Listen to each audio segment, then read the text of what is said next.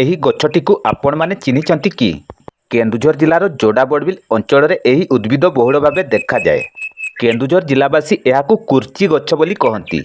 ଏହା ପିତାକରୁଆ, କୁରେଇ ଓ ଇନ୍ଦ୍ରଜବ ନାମରେ ମଧ୍ୟ ପରିଚିତ। ଏହା ଏକ ଗୁଳ୍ମ ଜାତୀୟ ଉଦ୍ଭିଦ।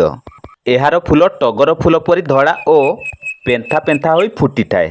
କୁର୍ଚି ଗଛର ପତ୍ରଗୁଡ଼ିକ ଡଙ୍ଗା ଆକୃତିର ଓ ଏହାର କାଣ୍ଡ ଧୂସର ରଙ୍ଗର ହୋଇଥାଏ।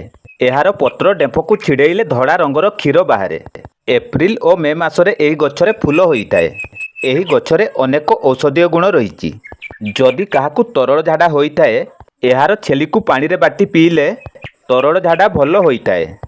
ଏହି ଛେଲିର ରସକୁ ମହୁରେ ମିଶାଇ ଖାଇଲେ ବିଭିନ୍ନ ପ୍ରକାର ପେଟ ସମସ୍ୟା ଦୂର ହୁଏ। କୁର୍ଚି ଗଛର ଛେଲିକୁ ଶୁଖାଇ ଚୂର୍ଣ୍ଣ କରି ଏହି ଚୂର୍ଣ୍ଣକୁ ପ୍ରତିଦିନ ଖାଲି ପେଟରେ 1 ଚାମଚ ଲେଖାଏଁ ଖାଇଲେ ମଧୁମେହ ରୋଗ ନିୟନ୍ତ୍ରଣ ହୋଇଥାଏ।